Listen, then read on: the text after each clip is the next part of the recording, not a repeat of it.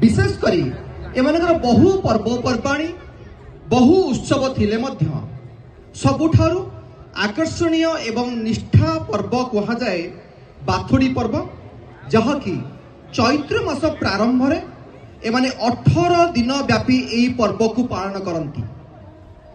कही रखे चैत्र प्रारंभ रे 18 दिन एमाने शिमिलीपाल घंच जंगल मध्य को चाली चाली प्रवेश करती।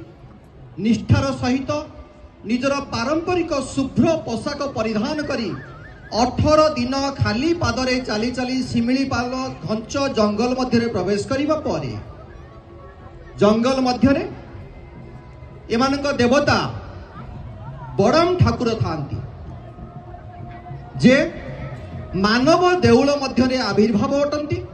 यही मानव देउल रे पहुंचीबा परे एही संप्रदाय सेठारे 14 दिन एक ओली आहार करी उपासना करती एवं विश्वास जे बड़म ठाकुरकर निष्ठार सहित उपासना कले ईश्वर मर्त्य को आगमन करती एवं समग्र संप्रदाय को आशीर्वाद करती।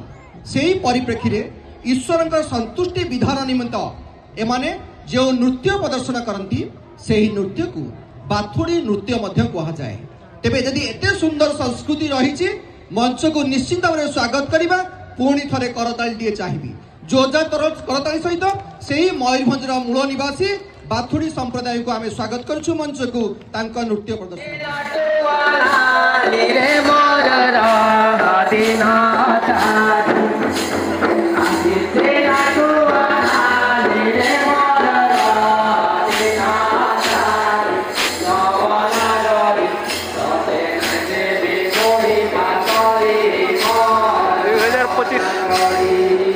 आदिवासी मेला बाथुड़ी मान 18 डिस्प्ले हो बहुत गर्वर कथा।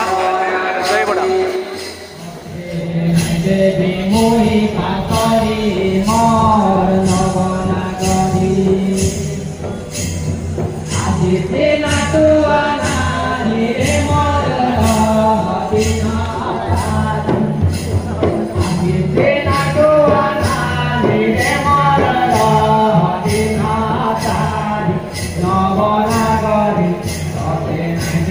Mohi Patari